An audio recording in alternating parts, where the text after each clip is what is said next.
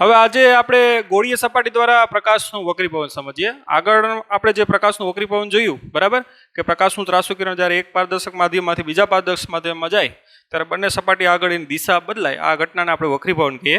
તો એ આપણે જોયું હતું વક્રીભવન, એ સમતલ સપાટીમાં જોયું હતું. હવે જો ગોળીય સપાટી હોય તો એમાં કઈ રીતે વક્રીભવન થાય એ આપણે જોઈએ. એટલે આપણે કોઈ ગોળીય સપાટી લઈ લઈએ.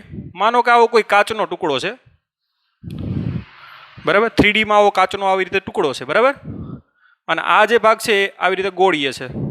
માનો કે એની ત્રિજ્યા છે R છે, એનું કેન્દ્ર સપોઝ કે છે C, અને એની ત્રિજ્યા કેટલી છે R છે, બરાબર. આ ગોળીય સપાટીની ત્રિજ્યા કેટલી છે R. માનો કે કોઈ વસ્તુ છે, વસ્તુ આપણે O લઈ લઈએ. વસ્તુમાંથી એનું પ્રતિબિંબ ક્યાં મળે એ આપણે જોઈએ. તો પ્રતિબિંબ મેળવવા માટે સિમ્પલ, આપણે કોઈ આપાત કિરણ લઈએ, લંબ દોરવો પડે. લંબ હંમેશા ક્યાંથી પાસ થાય તો કે C માંથી. આ તમારો થઈ ગયો આપાત કોણ, લંબ સાથે બનાવેલો ખૂણો, બરાબર. હવે જવાનું હતું આમ,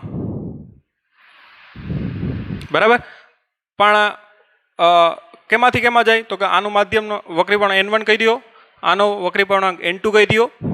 એટલે કઈ તરફ જશે તો કે લંબ તરફ વળશે. જવાનું હતું આમ પણ લંબ તરફ વળશે, બરાબર. આવી રીતે એનું પ્રતિબિંબ છે એ અહીંયા મળશે. પ્રતિબિંબને ઇમેજ કહીએ એટલે I લખી લો, બરાબર. વસ્તુ અંતર આપણે U કહી દઈએ, બધા અંતર અહીંથી માપશું. પ્રતિબિંબ અંતર આપણે V કહી દઈએ, બરાબર.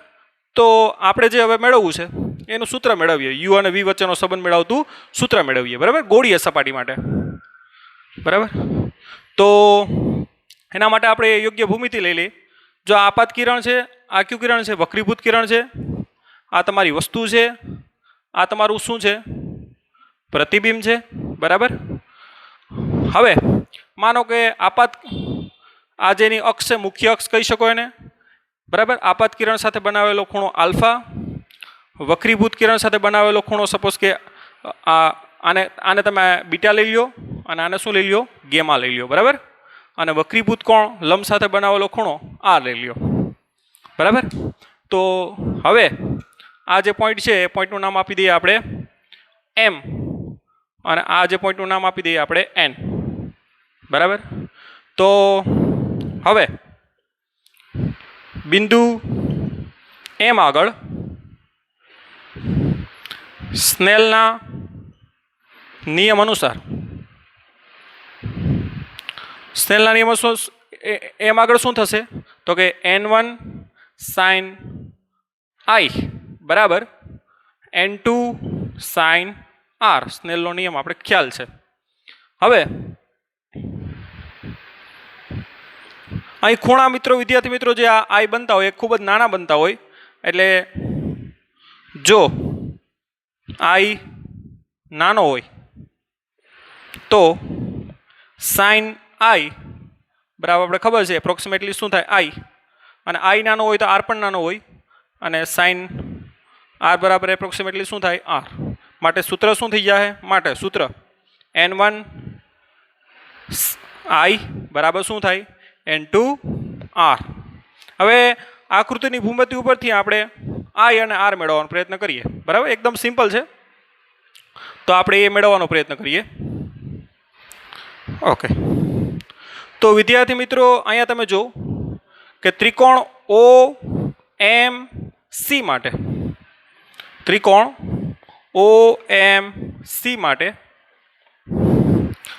I છે ને એ એનો શું છે, બહિષ્કોણ છે, બરાબર.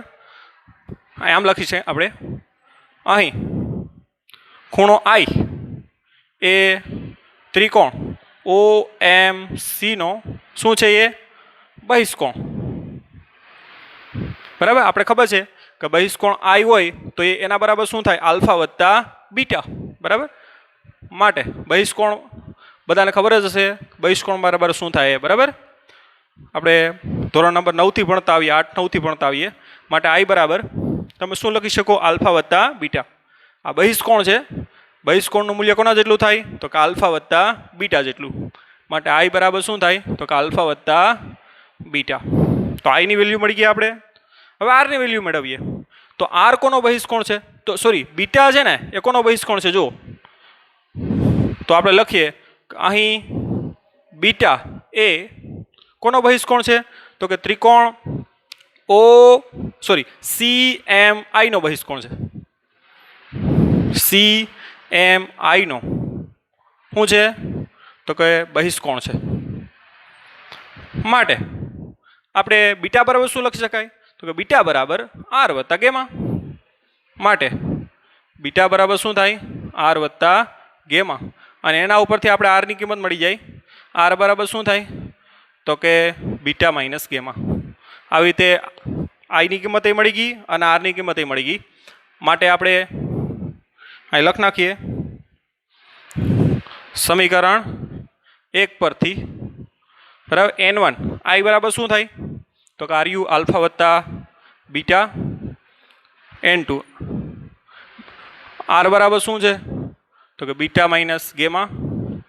અંદર આપણે ગુણાકાર કરી દઈએ. માટે N1 alpha plus N1 beta બરાબર અંદર ગુણ નાખો N2 beta minus N2 gamma. હવે આ બીટાવાળું ઓલી બાજુ લઈ જાઓ, ગેમાવાળું પદ આ બાજુ લઈ લઉં. માટે N1 આલ્ફા બરાબર આ બાજુ આવો તો પ્લસ N2 ગેમા. આ પહેલી બાજુ જવા દઉં, બીટા એમાં સામાન્ય નીકળી જાય તો બીટા કાઉન્સમાં શું આવશે? N2 minus N1. હવે આકૃતિ ઉપરથી આપણે આલ્ફા બીટા અને ગેમાની કિંમત મેળવીએ. બરાબર, તો એકદમ સિમ્પલ જ છે. આકૃતિ પરથી ટેન આલ્ફા જો આપણે ટેન આલ્ફા લઈ લઈએ. બરાબર સામેની બાજુની છેદમાં શું થાય? તો કે પાસેની બાજુ. બરાબર, અને આલ્ફા ખૂબ જ નાનો હોય એટલે આલ્ફા બરાબર એપ્રોક્સિમેટલી શું થાય? ટેન આલ્ફા બરાબર આલ્ફા. બરાબર, આપણે ખ્યાલ જ છે. સામેની બાજુ શું થાય? MN. પાસેની બાજુ શું થાય? તો કે U. આને તમે H લઈ લો ઊંચાઈ. બરાબર, MN બરાબર શું લઈ લ્યો? H. માટે ટેન આલ્ફા બરાબર શું થાય? H ના છેદમાં આ ઊંચાઈ MN બરાબર મેં H લીધી. બરાબર, એટલે H ના છેદમાં શું થાય? તો કે U. માઇનસ લખીએ કે પ્લસ? તો કે માઇનસ. શા માટે? કેમ કે આ બાજુનું અંતર આ ઉદ્ગમ બિંદુ છે, આ તમારી ઋણ x અક્ષ છે અને આ તમારી ધન x અક્ષ છે. બરાબર, શા માટે? કેમ કે આપાત કિરણની દિશામાંની અક્ષ આપણે ધન લેવાની, વિરુદ્ધ દિશામાંની અક્ષ ઋણ લેવાની. માટે અહીંયા માઇનસ આવશે. આ પ્લસ થાય. શા માટે? કેમ કે આ ધન y અક્ષ છે. બરાબર, આ કેવી થાય? ઋણ y અક્ષ. એવી રીતે ટેન બીટા બરાબર એપ્રોક્સિમેટલી બીટા બરાબર જો બીટા બરાબર સામેની બાજુ H, પાસેની બાજુ શું થાય? જો હવે પાસેની બાજુ NC થાય. બરાબર, પણ આ અંતર ખૂબ જ નાનું હોય. બરાબર, એટલે NC બરાબર શું લખી શકો તમે? તો કે માનો કે ઓકે વિદ્યાર્થી મિત્રો, ટેકનિકલ ફોલ્ટને કારણે તમારું વિડીયોમાં એક સ્ટેપ કપાઈ ગયું છે. તો તમને પ્રોબ્લેમ ના થાય એટલે એક આપણે સ્ટેપ બનાવેલું જ છે. તો તમે જોઈ શકો આપણે અહીંથી અટકાતા N1 alpha plus N2 gamma is equal to beta N2 minus N1. બરાબર, આને આપણે સમીકરણ 1 કીધું, જે તમે ત્યાં આપણે બોર્ડમાં છે જ. હવે આકૃતિ પરથી ટેન આલ્ફા બરાબર આલ્ફા ખૂણો નાનો હોય એટલે બરાબર સામેની બાજુ તમે આકૃતિમાં જોઈ શકો H અને જે પાસેની બાજુ છે એ ઋણ x અક્ષ ઉપર છે એટલે માઇનસ U લીધું. ટેન બીટા બરાબર એપ્રોક્સિમેટલી બીટા બરાબર સામેની બાજુ H અને પાસેની બાજુ તમે આકૃતિમાં જોઈ શકો R.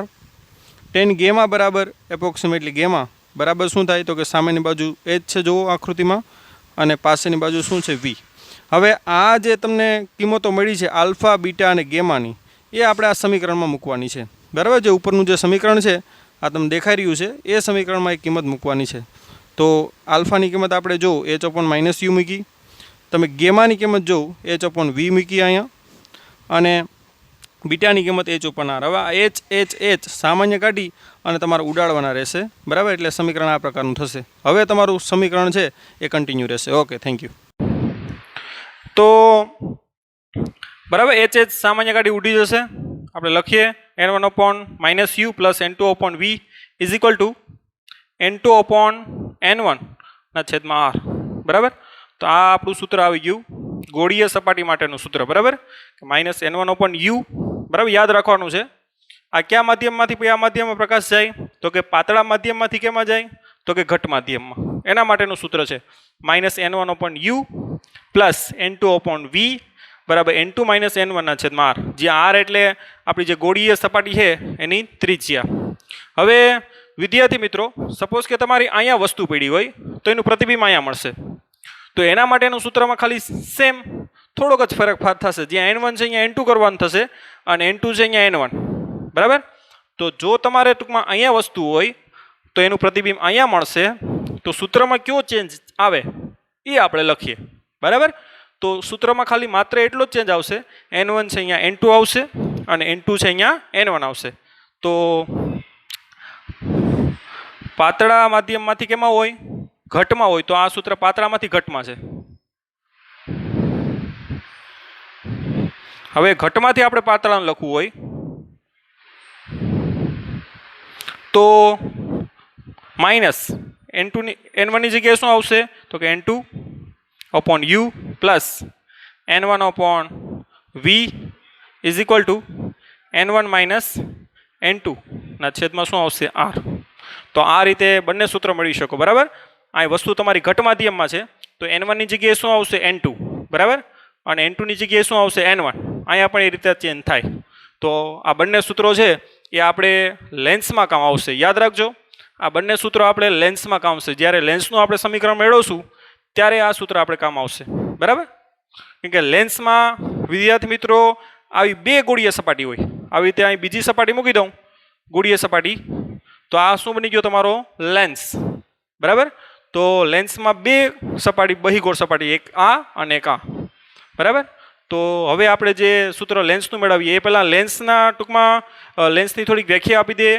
લેન્સમાં પણ ક્યાં વસ્તુ મૂકી, ક્યાં પ્રતિબિંબ મળે એ પણ આપણે જોઈ લઈએ. બરાબર. તો નેક્સ્ટ ટોપિક આપણે હવે લેન્સ ઉપર આગળ વધીએ. તો અહીંયા સુધી આપણે આ રાખીએ. ઓકે. આગળ વિદ્યાર્થી મિત્રો આપણે